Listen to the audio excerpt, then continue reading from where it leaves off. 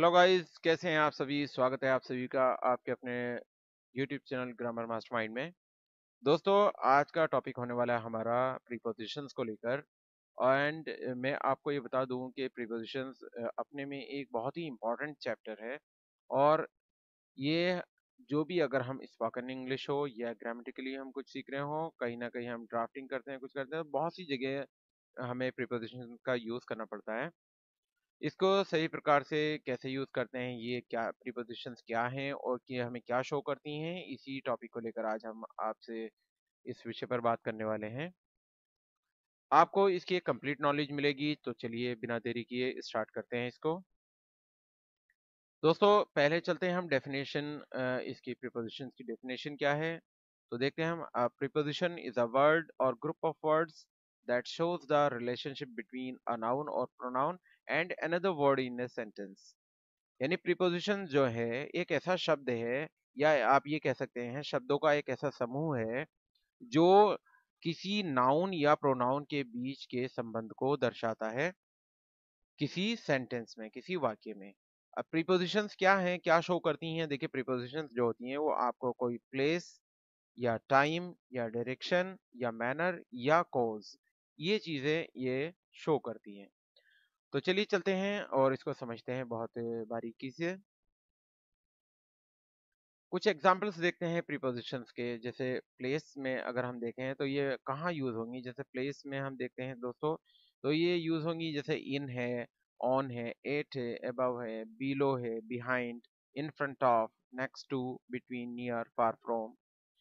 और इन जैसे हम देखें इनका जैसे ये हमारी ये प्लेस वाली प्रीपोजिशंस जो हैं, ये मैंने आपको अभी जो पढ़ के बताई, ये सब हमारी प्लेस को इंडिकेट करती हैं। जैसे अगर हम देखें, हम कहें कि the cat is in the box. अब देखिए, ये इन लगाया कि हमने लिखा कि ये बिल्ली जो है वो एक बॉक्स के अंदर है। तो ये देखिए यहाँ पर प्लेस दर्शा रही है कि ये बॉक्स के अंदर है। ये बिल्ली जो है ये किसके अंदर है, बॉक्स के अंदर है। तो ये इन हमें यहाँ पे हमने यूज किया। एक प्रीपोजिशन होती है, देखिए the book is on the table, यानी ऑन, ऑन मानी ऊपर। और ऊपर देखिए इसे कहाँ यूज करेंगे। जैसे हम कहेंगे the book is on the table, जो बुक है वो हमारी टेबल के ऊपर है। तो ऑन प्रीपोजिशन हम वहां यूज करेंगे गाइस, जहां पर कोई वस्तु किसी सतह को टच कर रही हो। जैसे टेबल का ऊपर की सतह है, उसके ऊपर हम बुक कर रख रहे हैं, तो अब वो उस पर टच कर रही है। तो वहां पर हम देखेंगे तो वहां पर उसके ऊपर शब्द के लिए हम वहां पर ऑन का यूज करेंगे। तो इसलिए हमने ये वाक्य जो बनाया है एग्जाम्पल बतौर, the book is on the table. हम ये नहीं लिखेंगे the book is above the table. वो अबव अगर हम लिखेंगे तो वे उसके सतह को टच नहीं करेगी। और अगर ऑन है तो समझ लिए जो भी चीज है वो उस चीज पर जिसके ऊपर रखी है वो उसको टच कर रही है, तो वहां पर वो ऑन प्रीपोजिशन यूज की जाती है। दोस्तों आगे जैसे मान लीजिए हम अंडर, अगर हम देखें ये UNDER, अंडर यानी नीचे। The dog is under the bed, कुत्ता बेड के नीचे है। तो देखिए अंडर जो है वो नीचे के लिए आता है। अगर नीचे लिखा जाता है कहीं तो वहां पर हम अंडर का यूज करते हैं। नेक्स्ट टू का मतलब होता है यानी कि उसके ठीक सामने आगे। The tree is next to the house, यानी पेड़ जो है वो मकान के ठीक सामने है, नेक्स्ट टू। बिटवीन, बिटवीन क्या होता है, बिटवीन होता है दो के बीच में। अगर कोई दो वस्तुएं हैं उनके बीच में कोई चीज को हम दर्शा रहे हैं तो वहां पर हम बिटवीन का यूज करते हैं। जैसे हम कहेंगे the ball is between the two chairs, ball जो है वो दो कुर्सियों के बीच में है। यानी दो कुर्सी हैं, मान लीजिए एक कुर्सी यहाँ रखी एक यहाँ रखी, इसके बीच में अगर कोई चीज रखी है या बॉल रखी है तो हम वहां पर वो बिटवीन आएगा। वो चीज जहां हम दर्शा रहे होंगे वो दो के बीच में, वहां पर हम बिटवीन का यूज करते हैं। अबाउ जैसे है the bird is flying about the trees, पक्षी जो है वो पेड़ों के ऊपर उड़ रहे हैं। देखिए यहाँ पर अबव क्यों लगाया, ऊपर माने यानी ऑन माने भी ऊपर होता है, और यहाँ भी मैंने अब जैसे बताया अबव माने भी ऊपर होता है। तो the bird is flying above the trees, पक्षी पेड़ के ऊपर उड़ रहे हैं, यानी वो पेड़ से टच नहीं कर रहे हैं, वो उसकी सतह को टच नहीं कर रहे हैं, अर्थात वो उसके ऊपर उड़ रहे हैं जस्ट। तो वहां पर इसलिए वहां पर हम अबव लगाते हैं। उसके बाद है देखिए एक जैसे बिलो, इसका एक अगर एग्जांपल देखें, बिलो माने भी नीचे होता है। The fish is swimming below the water, यहाँ पर देखिए मछलियाँ जो हैं वो पानी के नीचे तैर रही हैं, अर्थात जो नीचे की सतह है लेकिन क्या है वो उससे टच कर रही है, पानी जो है वो टच हो रहा है उन मछलियों से। तो अंडर नहीं लिखेंगे क्योंकि पानी जो होता है वो चाहे नीचे तक जहाँ तक भी उसकी सतह है वो वहाँ तक टच करता है। तो वहाँ पर आएगा नहीं, तो अंडर आएगा नहीं, जबकि अंडर आएगा नीचे लेकिन वो नीचे की सतह उस वस्तु को टच ना कर रही हो तो वहाँ पर हम अंडर लगाएंगे। लेकिन जहाँ बिलो आएगा तो नीचे की कोई सतह उस वस्तु को जिसको हम बता रहे हैं उसको टच कर रही होगी, तो वहाँ पर हम बिलो लगाएंगे। तो यहाँ पर आया the fish is swimming below the water. आपने देखा दोस्तों यहाँ पर ये प्लेस के सेक्शन को देखा कि प्लेस के अंतर्गत आने वाली ये जो हैं इस तरह की ये प्रीपोजिशंस हैं, उनको किस तरह से हमें यूज करना है और कहाँ यूज करना है। आगे देखते हैं दूसरा हम टाइम को लेकर।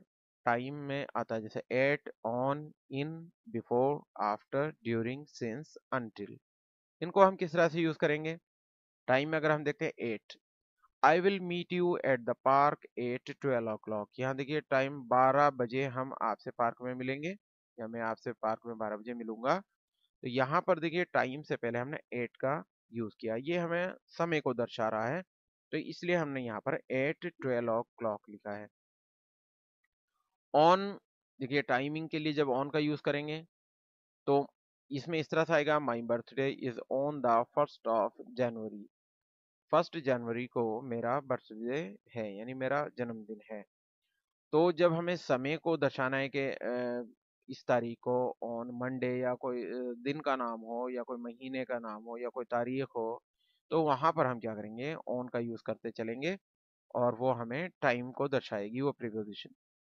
ऐसे इन माने अंदर होता है। अब देखिए हम इसको दिखाते हैं कि ये भी समय के अंदर देखिए किस तरह से इंडिकेट कर रही है समय को। The school holidays are in December. School holidays जो हैं, जो स्कूल की छुट्टियां हैं वो दिसंबर में हैं।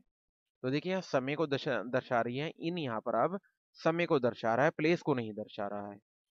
ऐसी ड्यूरिंग ये समय को दर्शा रहा है। I was watching TV during the storm.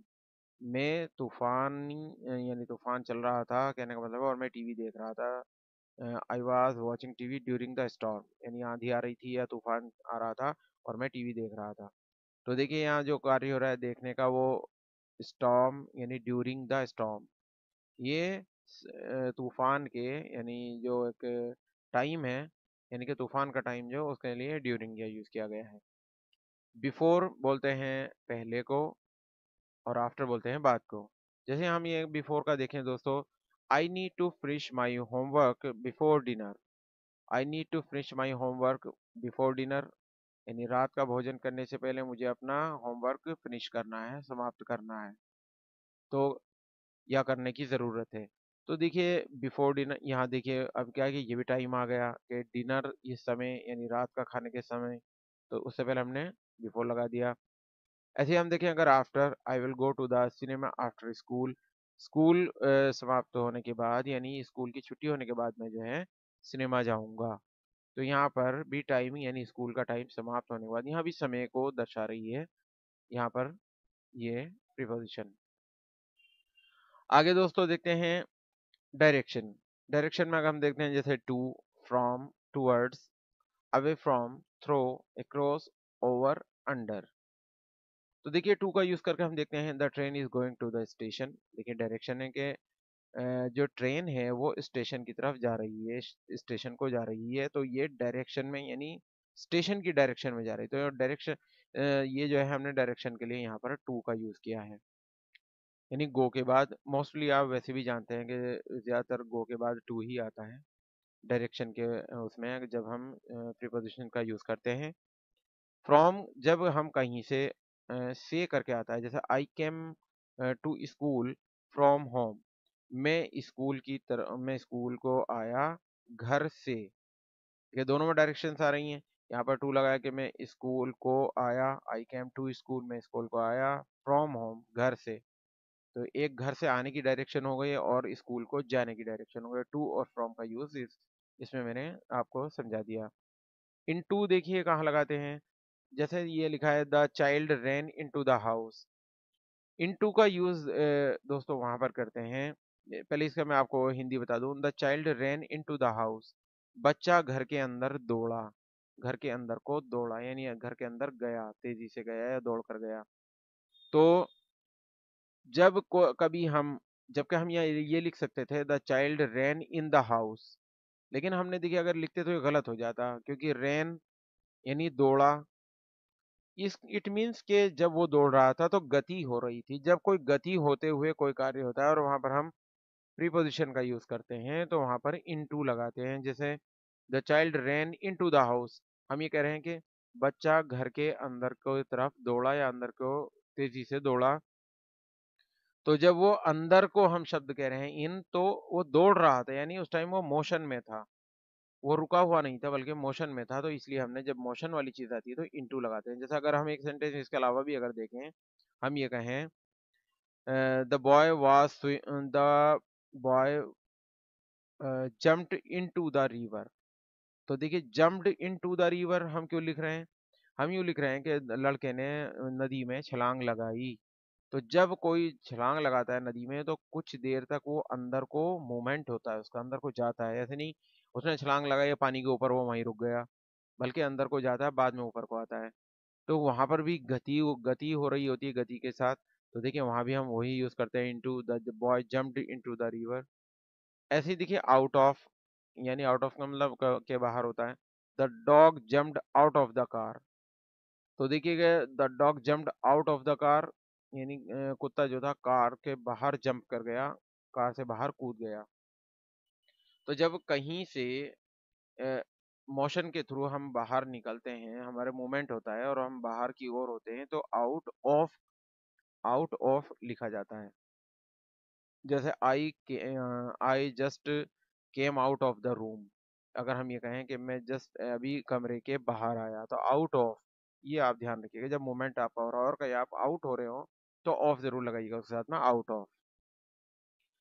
आप देखिएगा the bird flew up to the tree. Up यानी ऊपर, यानी सतह से, किसी भी चीज की सतह से वो टच ना हो रहा हो और ऊपर हो तो वहाँ अप लिखते हैं। The bird flew up to the tree, पक्षी जो थे वो पेड़ के ऊपर से उड़ गए, पेड़ के ऊपर उड़ गए, यानी वो पेड़ के ऊपर उन्होंने टच नहीं किया अपना आप को, बल्कि वो उसके ऊपर को उड़ गए, तो वो अप आएगा। डाउन में देखिएगा ऐसे ही, डाउन में इसका जस्ट उल्टा हो जाएगा, the ball rolled down the हिल। तो अब देखिएगा down, the ball rolled down the हिल, जो बॉल थी वो पहाड़ी से नीचे की तरफ रोल डाउन कर गई, यानी रुड़क गई। तो रुड़केगी तो वो नीचे की तरफ जाएगी, कोई भी चीज जब रुड़कती है वो नीचे की ओर को चलती है। अगर मान ली ऊंचाई से अगर हम कोई चीज को कर रहे हैं, मूवमेंट दे रहे थे, वो नीचे की तरफ आएगा, तो रोल्ड डाउन, वो रोल होती है गेंद तो डाउन होती जाती है नीचे की तरफ, तो यहाँ पर डाउन का यूज किया गया है। टू देखिएगा she is walking to the store, जैसे मूवमेंट मैंने अभी बताया था कि डायरेक्शन होता है, तो she is walking to the store, वो स्टोर को जा रही है। तो ये क्या हो रहा है, डायरेक्शन को जा रही है, काहे के स्टोर के डायरेक्शन को, तो ये टू आया। फ्रॉम से होता है I am coming from the library, मैं लाइब्रेरी से आ रहा हूँ। तो यहाँ पर डायरेक्शन से आ रहे हैं, किस डायरेक्शन से आ रहे हैं, लाइब्रेरी डायरेक्शन से, तो फ्रॉम लगाया है। टुवर्ड्स होता है की तरफ, the cat is running towards me, बिल्ली मेरी तरफ दौड़ रही है। तो ये भी डायरेक्शन हुआ किसकी तरफ, मेरी तरफ। तो ये भी डायरेक्शन के यहाँ पर आपने देखा कि टुवर्ड्स यूज किया गया। अवे फ्रॉम होता है से दूर, the dog is walking away from the park, कुत्ता जो है पार्क से दूर टहल रहा है, यानी ये चल रहा है। तीसरा तरीका होता है गाइस मैनर का, यानी मैनर में आता है आपका by, with, without, in, on, at, like और एज।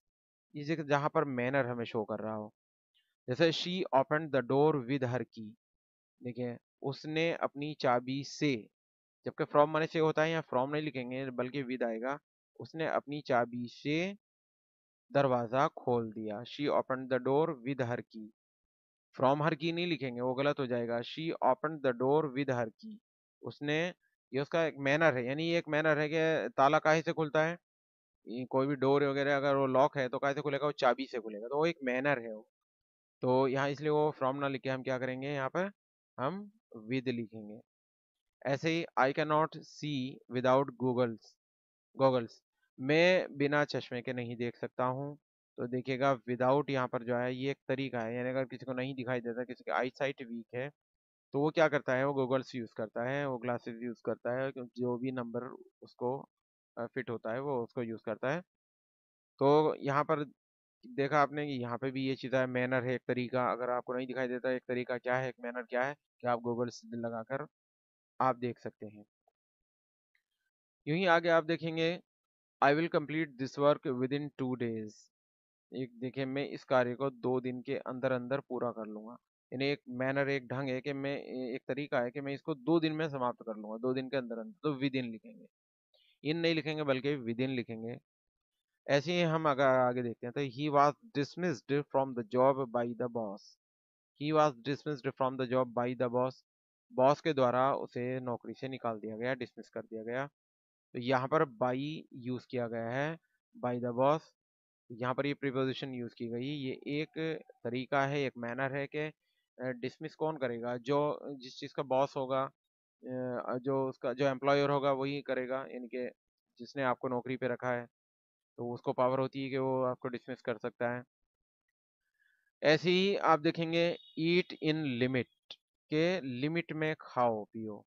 आप जो है लिमिट में खाओ पियो, तो ईट इन लिमिट, देखिए इन यूज किया गया। यहाँ पर ये एक तरीका है कि आप अगर आप स्वस्थ रहना चाहते हैं कुछ भी, तो आप क्या है, एक तरीका है कि आप लिमिट में खाइए। तो यहाँ पे मैनर के रूप में यूज किया गया है इनको। What are you looking looking at, आप क्या देख रहे हैं। तो यहाँ पर देखेगा, एक मैनर है किसी चीज को देखने का, या तो उसका आगे हमने एट का यूज किया है। He doesn't work like an expert, वो एक एक्सपर्ट की तरह काम नहीं करता है। तो देखिए यहाँ पर एक मैनर है कि एक तो एक्सपर्ट जो होता है उसका तरीका अलग होता है काम करने का। तो इसलिए जब यहाँ पर कंपैरिजन कर रहे हैं, तो he doesn't work like an expert, तो वो एक एक्सपर्ट की तरह कार्य नहीं करता है। तो यहाँ लाइक लगाया गया है, जबकि लाइक माने पसंद होना होता है, लेकिन यहाँ पर ये प्रीपोजिशन के रूप में यूज किया गया है। He is not as fat as Ravi, वो इतना मोटा नहीं है जितना कि रवि। यानी कि यहाँ पे एक कंपैरिजन किया गया। कंपैरिजन यानी एक मैनर, एक तरीका है, एक तरीके से उसको मतलब जो है कंपैरिजन कर रहे हैं हम। He is not as fat as Ravi, तो यहाँ पर ये मैनर को शो कर रहा है। अब दोस्तों आ जाते हैं कॉज के बारे में, कि हमें प्रीपोजिशन जो है वो कॉज किस तरीके से हमें शो करती है। जैसे because of, due to, owing to, on account of. इसको हम देखिए कैसे देखते हैं। अगर हम कहेंगे it is only because of you I said him nothing, ये सिर्फ आपकी वजह है। बिकॉज ऑफ मीन वजह, यानी कॉज, कारण जिसे हम बोलते हैं। तो it is only because of you I said him nothing, कि ये सिर्फ आपकी वजह है कि मैंने उसे कुछ नहीं कहा। ऐसे ही I can't take juice due to cold, मैं जूस नहीं पी सकता मुझे जुकाम के कारण। तो देखिए यहाँ भी कॉज जो है वो शो हो रहा है कि भाई मुझे जुकाम है और इसलिए मैं जूस नहीं पी सकता। Owing to the heavy rain, the picnic was cancelled. Owing to की वजह से, owing to the having rain, यानी मूसलाधार बारिश के कारण पिकनिक कैंसिल कर दी गई। द पिकनिक वाज कैंसिल्ड, यहाँ पे भी देखिए कॉज आ रहा है, क्या क्या, हैवी रेन की वजह से। तो इसलिए ओविंग टू लिखा गया है। I was unable to attend the meeting on account of my illness. On account of के, ऑफ मतलब की वजह से, इसका मतलब भी कारण होता है। तो I was unable to attend the meeting, मैं मीटिंग अटेंड करने योग्य नहीं था। On account of my illness, मैं अपनी बीमारी के कारण मैं जो था अपनी मीटिंग जो है वो अटेंड करने के लायक नहीं था। और एग्जाम्पल्स देखते हैं दोस्तों। The cat is sitting on the mat, जैसे मान लीजिए, देखिए अगर एक सेंटेंस में लिखें the cat is sitting on the mat, तो ये प्लेस को शो कर रहा है। ये यहाँ पर on. I will be home at 6 PM, ये टाइम को देखिए यहाँ शो कर रहा है कि I will be at home at 6 PM, मैं 6 बजे शाम को घर पे होऊंगा। The ball rolled under the table, ये डायरेक्शन को यूज, देखिए यहाँ पे डायरेक्शन का शो हो रहा है। She open the door with her की, ये मैनर का शो कर रहा है, मैनर को। I went to the shop because I needed some milk, ये कॉज को, ये वाक्य जो है कॉज को दर्शा रहा है। तो तो दोस्तों ये थी आज की आपकी क्लास प्रीपोजिशंस को लेकर। आपको ये टॉपिक कैसा लगा, कमेंट बॉक्स में जाकर ज़रूर बताइएगा। अगर आप मेरे चैनल पर नए हैं तो मेरे चैनल को सब्सक्राइब कीजिएगा, लाइक और शेयर भी कर दीजिएगा, और बने रहिएगा ऐसी ही और भी रोचक वीडियो के लिए मेरे चैनल पर। आप सभी का एक बार से फिर से बहुत बहुत धन्यवाद।